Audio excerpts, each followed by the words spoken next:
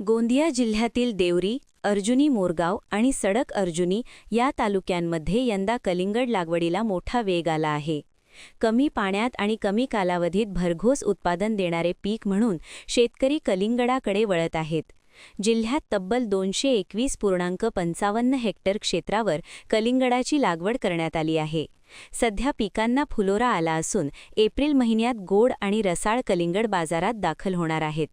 उन्हाळ्याच्या पार्श्वभूमीवर पारंपरिक पिकांऐवजी कलिंगड शेतीचा पर्याय निवडल्याने शेतकऱ्यांना चांगल्या उत्पन्नाची अपेक्षा आहे.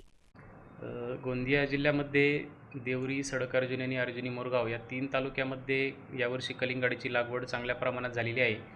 ती साधारणतः 231.55 हेक्टर एवढी ती लागवड आपल्याला बघायला मिळते. आणि कलिंगड हे जे पीक आहे ते मुख्यत्वे नगदी पीक आहे. यामध्ये उन्हाळी धानाला पर्याय म्हणून शेतकरी कलिंगड या पिकाकडे वळालेले आहेत.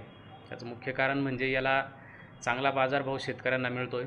त्यानंतर हे जे पीक आहे ते भाताच्या तुलनेत कमी पाण्यावर येणारं पीक आहे. त्यामुळे या पिकाला शेतकऱ्यांची पसंती आहे. दुसरा म्हणजे तालुक्यातील जे शेतकरी आहेत त्यांना तुम्ही काय आवाहन करणार?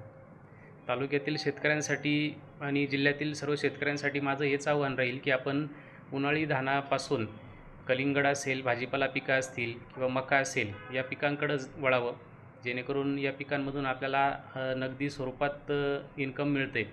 आणि उन्हाळी धानामध्ये काय होतं आहे की हे पीक जनरली काढणीची जी अवस्था आहे ती आपल्याला मे किंवा जून महिन्यामध्ये जाते आणि त्यावेळी येणाऱ्या अवकाळी पावसामुळे या पिकाचं धानाचं नुकसान होण्याची शक्यता आहे.